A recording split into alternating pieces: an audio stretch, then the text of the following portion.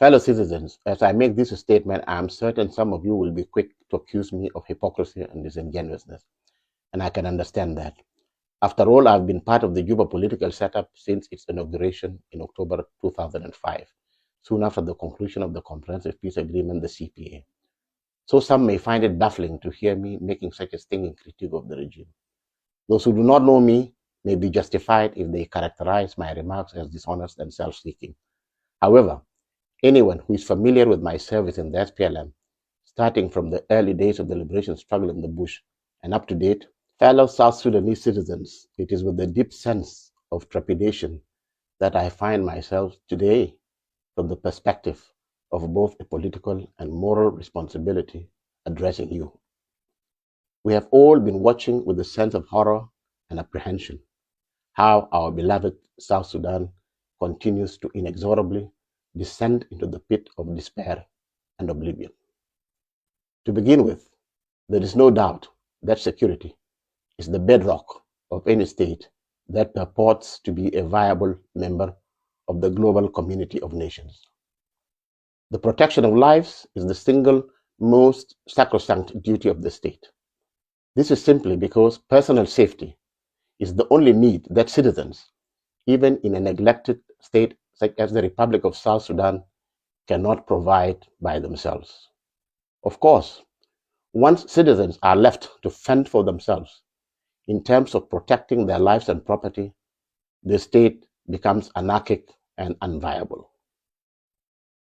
Since its formal independence as a sovereign state in July 2011, South Sudan has continued to grapple with multiple crises that it has not only totally failed to at least ameliorate, but only allowed to fester and worsen. The insecurity manifests itself in different forms. The Juba regime has lost the necessary political legitimacy that should underpin it, and this reality, coupled with incompetence and the determination to run both the SPLM and the government in a purely dictatorial fashion, have triggered political violence and insecurity. The government has dismally failed in discharging its duty to provide security. Consequently, both inter- and intra-communal violence, not to mention political violence, continue to needlessly claim many precious lives. Instead of addressing the serious security concerns facing the country by, among other things, starting with the adoption of mitigation measures, such as the effective disarmament of the civil population, the Juba regime remains content with half-hearted disarmament efforts that are notably starved of the necessary resources to render them productive. In fact, past attempts to disarm the civil population have foundered, primarily because the military units tasked with the disarmament exercise have not been well equipped with the armaments and other logistics needed for a successful disarmament mission. It is sad to note that many SSPDF soldiers have lost their lives in such ill-conceived disarmament campaigns because more often than not, they find themselves outnumbered and outgunned by the very armed civilians they've been sent to disarm. Current practice is that once the regime finishes with helping itself to whatever public resources it gets its hands on, it will usually employ whatever is left over, not for the protection of the people and territory of South Sudan, but rather for ensuring its own survival. The disregard for preservation of human life by the regime is so callous that the president himself has been on record on several occasions in the past, saying that he was so sick and tired of the internecine killings among the population that he would not mind allowing people to butcher themselves, intervening only if and when the defeated party fled to him for protection. This means that even on an issue so critical as security, the regime's policy is reactive rather than proactive. Fellow citizens, during the protracted and bitter civil war that we waged for over 2 decades, we always harbored the hopes that one day the bountiful natural resources we have been endowed with, and especially our oil wealth, would be applied to fueling an agro-industrial surge to deliver socioeconomic prosperity. Unfortunately, none of that has come to pass. On the contrary, the tiny political elite that surrounds the president have diverted the proceeds of oil sales to their private personal accounts. This is being done through the allocation of highly inflated infrastructure development contracts, especially road construction contracts, in exchange for crude oil cargoes. This results in huge financial resources being siphoned off and the economy deprived of the critical funds required to provide basic social services such as health and education. This has meant that we can neither develop human capital nor utilize the country's vast agricultural potential to diversify the economy away from excessive reliance on oil. And because South Sudan is not providing basic services, the task of treating our sick and educating our children has fallen to the benevolence of the international humanitarian community. This fact, coupled with the state's failure to diversify the economy of a potentially wealthy state, has plunged us into chronic self-inflicted poverty and misery. The economic situation is further compounded by the inability of government to consistently pay public sector wages. Without the infusion of cash into the economy, through, among others, salary payments, there is feeble demand. And without demand, the economy falters and widespread poverty becomes inescapable. And because our plight is our own making, we have not attracted much in the way of international sympathy. Instead, the international community is gradually starting to turn its back on South Sudan. They are dismayed by the fact that South Sudan continues to avoid funding legitimate obligations that are perfectly within its financial capability, preferring instead to shift that burden onto the shoulders of the international community. Our resources may still be modest, but to think that we can just steal and squander them, hoping that others would step in to compensate for the losses and foot the entire bill for running the state, is scandalous, to say the least. Who would have thought that a country with so much oil wealth relative to its population, not to mention its agricultural promise, livestock wealth, mineral and tourism potential, would be languishing in abject poverty and teetering on the brink of implosion? Instead of engaging in the systematic plunder of the country's hydrocarbon-generated wealth, our government should have been continuously reinvesting some of the oil proceeds to produce more crude, add value, and thus generate even more wealth from oil. Oil produces money. That in turn translates into more oil, which again brings in more money, and the positive cycle goes on.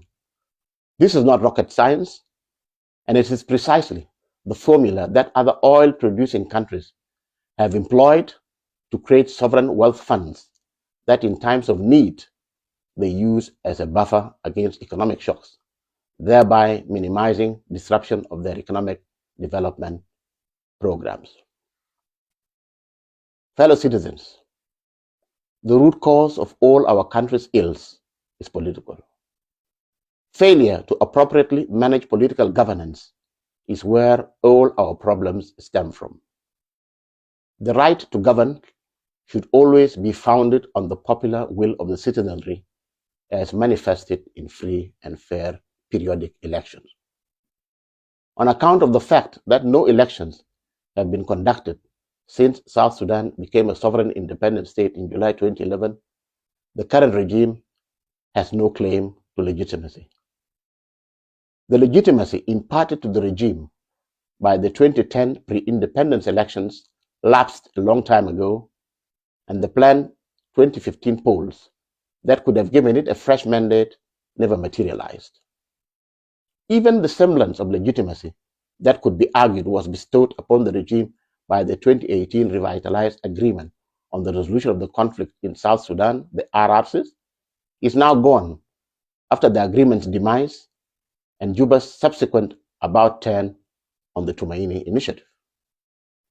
The current regime is therefore illegitimate, and hence there is full justification for its removal should it persist with blocking the transition to a new political dispensation from running its course. All attempts to have free and fair elections that would confer legitimacy on its winners have been frustrated by the repeated extensions of the transitional period ushered in by the RRCs.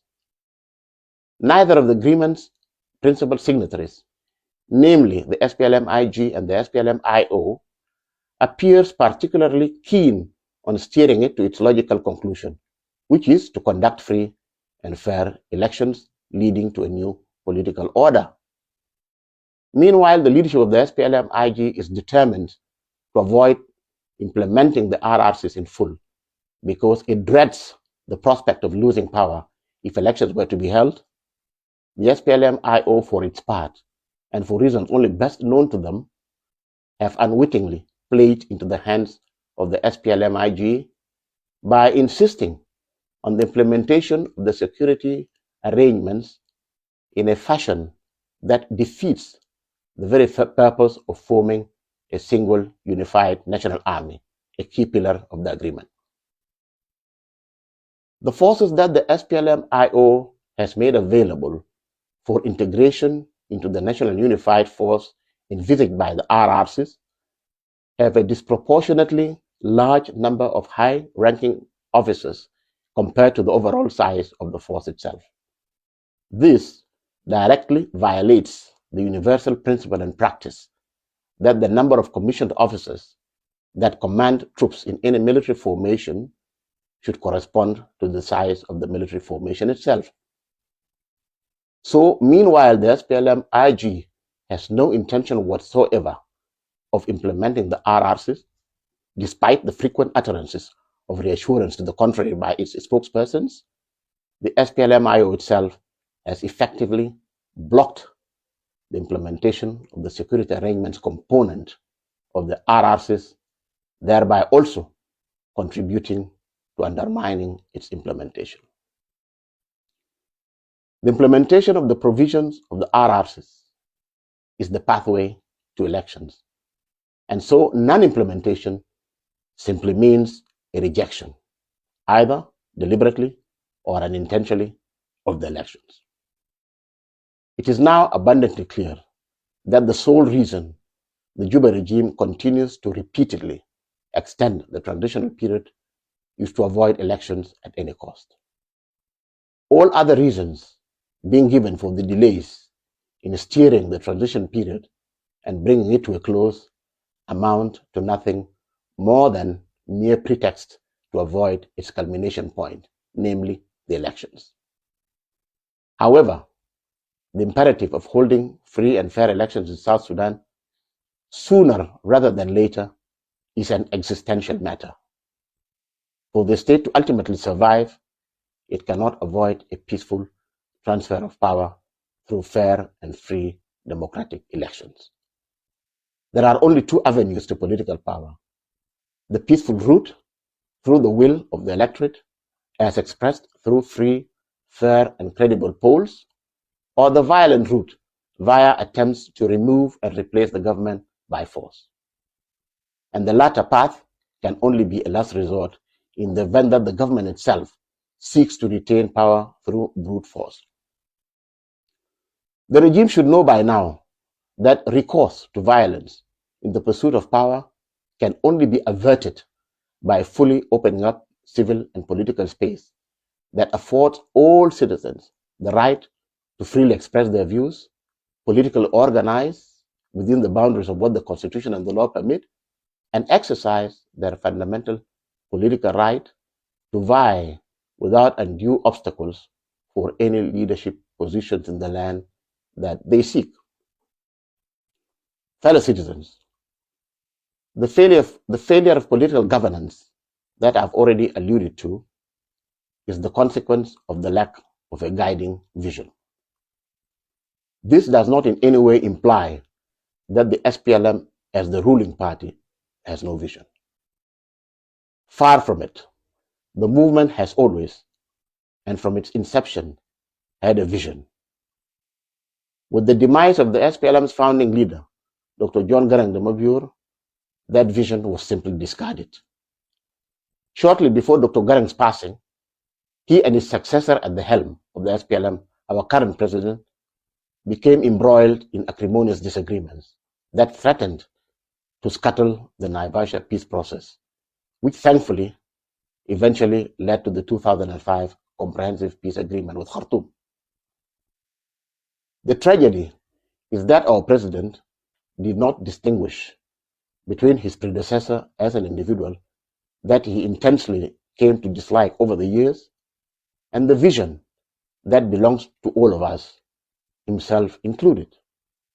And so he tossed out the proverbial baby with the bathwater without even replacing that baby with anything tangible. As a result, our movement, the SPLM, and by extension the South Sudanese state that the SPLM runs, at least theoretically, continues to drift rudderless without any direction. One of the clearest attestations to the emergence of a leadership vacuum following the death of Dr. John Garang Demabior comes in the form of South Sudan's failure to craft appropriate policies to govern the oil sector, which is the lifeblood of its economy.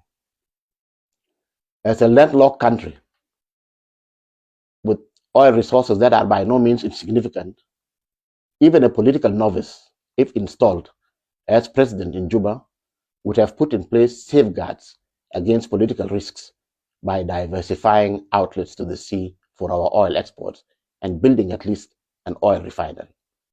And of course, none of that happened. And when war broke out in 2023 in neighboring Sudan, through which our oil flows on its way to export markets, the flow of crude was disrupted, and consequently, income from the Dar blend oil dried up, with disastrous repercussions for an economy already in the intensive care unit. On another related matter, the leadership also appears to have totally forgotten the long-standing SPLM pledge to maximize oil production so as to generate resources to fuel agriculture as the mainstay of our country's economy and the ultimate source of its prosperity. With the bulk of annual budgetary allocations going to the presidency and defense respectively, the agricultural sector, like the rest, are left to feed on crumbs. And that explains why our country, that is regarded as one of the region's potential breadbaskets, is unable to even feed its own population. Fellow citizens, the vision of the SPLM that we need to reclaim entails a two-phase struggle. Phase one is the liberation phase, and that, thanks to the massive sacrifices of our people over the years, was achieved by the proclamation of our independent state in 2011. The second and final phase of our struggle involves addressing the twin tasks of state building and national formation. State building to transform our fledgling country into a modern, economically prosperous, and socially harmonious entity. And national formation to fuse the different socio-cultural strands of our ethnically diverse society into a single South Sudanese identity and commonality. That is the mission that was awaiting the SPLM post-independence. Unfortunately, the SPLM found itself being systematically dismantled, ironically, by some of its own founders. Its vision and programs have been jettisoned, leaving it with no political compass. The chairperson of the SPLM has arbitrarily and single-handedly dismantled the leadership hierarchy of the movement in flagrant contravention of the Constitution, rules, and procedures. Its historical leaders have been humiliated and unceremoniously dumped out of the party leadership. Lifelong SPLM cadres have been facing political persecution to the extent that many of them have been replaced by people who even at one point were sworn enemies of the SPLM. It is a known fact that when most cadres joined the SPLM in its formative years and went on to become commissioned SPLA officers, gallantly commanding battles during our long liberation struggle, they essentially did so as a political decision. They flocked to the ranks of the SPLM, SPLA for a political cause. They did not do that for the sake of becoming soldiers per se. The military for them was only an instrument to achieve liberation.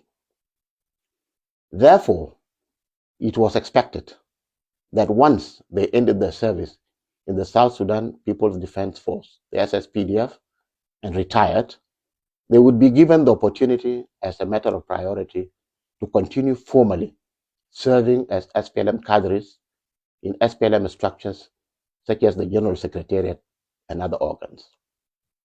Other retirees who have acquired appropriate qualifications over the years could have been used to staff our foreign service and other government agencies in line with their qualifications and skills.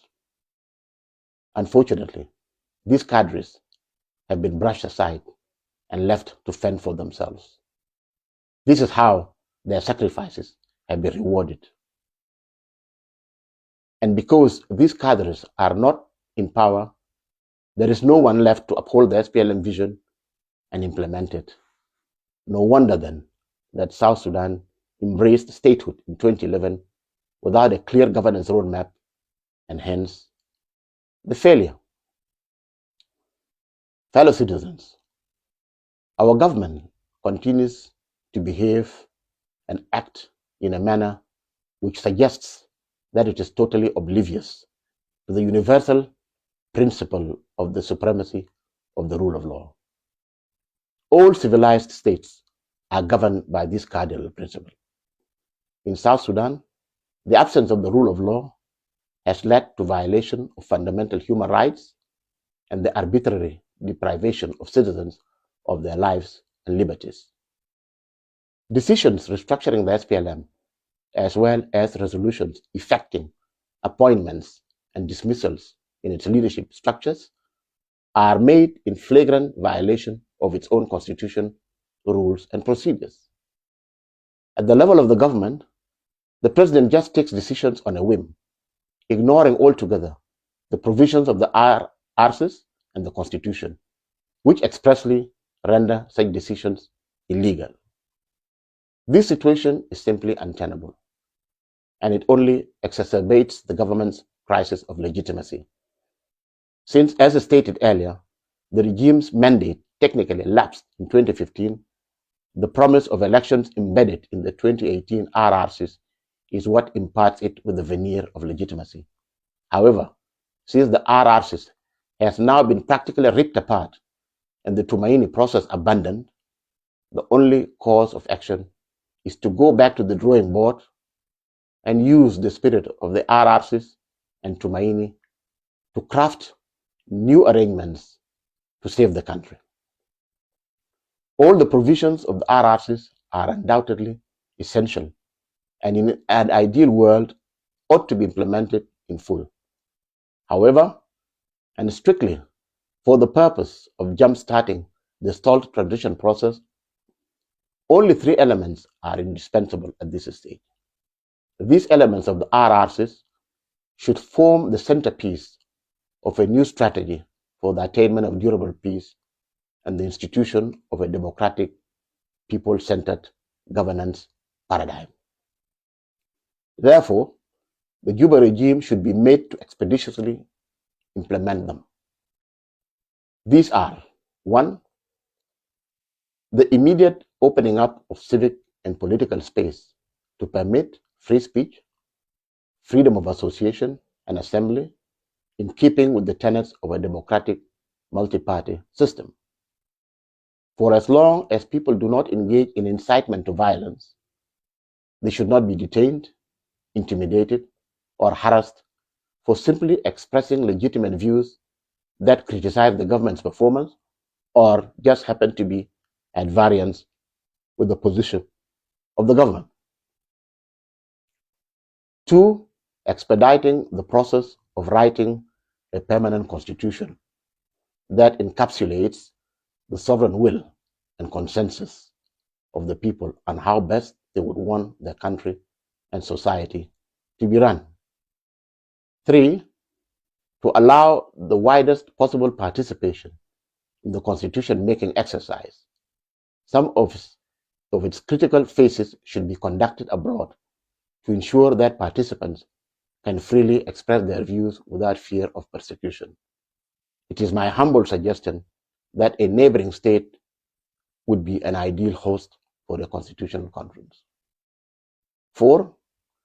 The conduct of genuinely free and fair elections that fulfill the following benchmarks. A.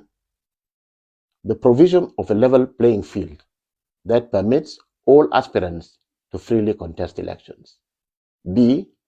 Allowing candidates to freely campaign for votes by holding rallies and carrying out any other such activities aimed at winning support. And C. Refraining from unduly influencing the outcome of the polls by detaining or arresting opposition candidates. Fellow citizens, in relation to the issue of elections, it must be stated that the prospect of the current regime holding free and fair elections without being pressured into doing so is sheer fantasy.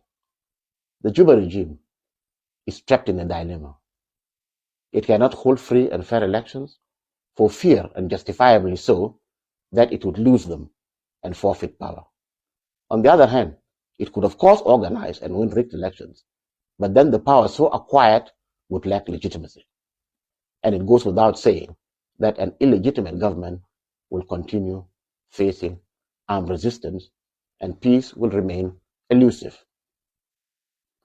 The scenario I have just outlined is the simple reason why elections under the current regime will never happen, and why the masses of our people need to mobilize and take action to force the regime into holding genuinely free and fair elections. Time is of the essence. South Sudan is in the grip of total paralysis and sits on a time bomb that is inexorably ticking away to its utter destruction. The only way to defuse this bomb is to supplant the current regime with a government chosen through the free will of the South Sudanese electorate. We must note the fact that the writing of a new constitution, followed by free and fair elections, are the only indispensable prerequisites to avoid state collapse, and should therefore be the only focus of our attention and energies. These two processes must be fast-tracked. Meanwhile, the implementation of other provisions of the RRCs, important as they are, should be deferred for action by the post-election government. In a nutshell, allow me to reiterate the following. The SPLM is comatose, and our state is on the brink of collapse. To rectify the situation, a series of measures are required. First, action must be taken to revive and restore the SPLM to its original trajectory from which it has veered off. Second, steps must be taken to institute democratic rule. Third, the country's economic resources must be appropriately utilized for service delivery. And finally, the supremacy of the rule of law must be upheld and citizens' lives safeguarded. Dear fellow citizens, in order to promote the attainment of these overarching goals, as well as exert pressure on the regime to deliver on the specific and immediate objectives of opening up civil and political space, initiating the promulgation of a permanent constitution, and the holding of free and fair elections, I have hereby resolved to temporarily freeze my membership of the SPLM till it is once again fit for purpose, and to declare the launch of the South Sudan Salvation Movement, the SSSM, as a temporary vehicle for waging the struggle to wrest control of the SPLM out of the hands of those who have hijacked and held it captive for so long. The SSSM is an organization that shall operate under the umbrella of the United People's Alliance, of which it shall be a constituent member, as it acts in concert with other opposition, political, and armed groups for the realization of the aforementioned aims and objectives. The SSSM is not an end in itself. It is not intended to replace the SPLM. It is being conceived simply as a device to steer fundamental reforms within the SPLM and bring about its total renaissance. It will merely be a catalyst for correcting the course of a movement that has gone astray. And I therefore call upon all SPLM members who wish to save their movement to immediately join the SSSM and by extension, the United People's Alliance, the UPA. Fellow citizens,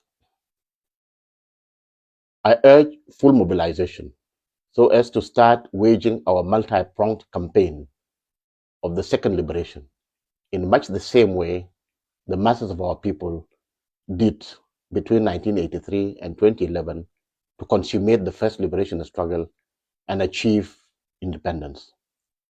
I urge all the masses of our people in the urban centers and the rural areas to rise up and reclaim their power that the regime has usurped. I encourage all SPLM rank and file, patriotic elements of the SSPDF and the National Security Service, the NSS, other organized forces, and all other patriotic and peace-loving citizens to rise up in mass action to reclaim our country by creating the conditions necessary to compel the Juba regime to write a new constitution and conduct free and fair multi-party elections before the end of 2026. We must act now, and I call for an uprising of the masses of our people so that we can accelerate the process of reorienting our country in the direction of the state we have long aspired to, a multinational state of peace, justice, and prosperity for all. And in order to achieve concerted mass popular action, I exhort patriotic elements within the SSPDF and other organized forces not to quell any popular protest action in order to do so, but instead to act to protect it. Our communities must stop shedding each other's blood in senseless clashes. They should instead come together and redirect their campaign against the regime and the opportunistic politicians that have used and failed them. It is the dysfunctional nature of our state that pits our communities against one another, because we have all now been obliged, in the absence of a state capable of protecting lives and property and dispensing justice, to take the protection of our lives and possessions into our own hands. Fellow citizens, as I make this statement, I am certain some of you will be quick to accuse me of hypocrisy and disingenuousness, and I can understand that. After all, I've been part of the Juba political setup since its inauguration in October 2005, soon after the conclusion of the Comprehensive Peace Agreement, the CPA. So some may find it baffling to hear me making such a stinging critique of the regime. Those who do not know me may be justified if they characterize my remarks as dishonest and self-seeking. However, anyone who is familiar with my service in the SPLM, starting from the early days of the liberation struggle in the bush and up to date, understands that I have always been consistent in my convictions. When it became clear to me as early as mid-2006 that our movement had started deviating from its course, I resigned my post as Minister of Regional Cooperation in the then government of Southern Sudan and left the country. And ever since my return to government in the late 2008 and up to the present, I've been clinging to the hope that our chairman and president would return to the fold of the SPLM, re-embrace his comrades, and work hand in hand with them to run the country in accordance with the vision, principles, and programs of the movement. It is now crystal clear that the dream of saving the SPLM under the incumbent leadership will never be fulfilled. And it is time for us, the cadres of the SPLM that still believe in it, to stand up and be counted. Even as some of you may disapprove of my decision, I know that the majority among you have likely been disappointed by the fact that a senior Splm leader, such as myself, has remained mute all along. Meanwhile, the situation of South Sudan continues to deteriorate steadily. I know that as a member of the ruling elite, I cannot altogether escape blame for the mess in which we find ourselves today. But I now give you my solemn pledge that not only will I speak out, but perhaps more importantly, I will also act to contribute to bringing about the desired change. Fellow citizens, I finally wish to conclude with a message to our neighbors in the region. We deeply value the support and solidarity we have enjoyed from some of you over the years in the course of our bitter and long struggle. We further commend you for your continued contribution to the development of South Sudan, whether from the perspective of promoting mutually beneficial bilateral relationships or in the context of collective regional integration efforts. However, even as we applaud the positive role you have played in our evolution, we would also like to urge you to allow us space to exercise our sovereign right to freely chart our own policies, elect our own leaders, and craft our political destiny without undue hindrance. God bless South Sudan. God bless you all. I am Nhial Deng Nhial, member of the Splm Political Bureau and member of the National Transition Legislative Assembly of South Sudan. Thank you.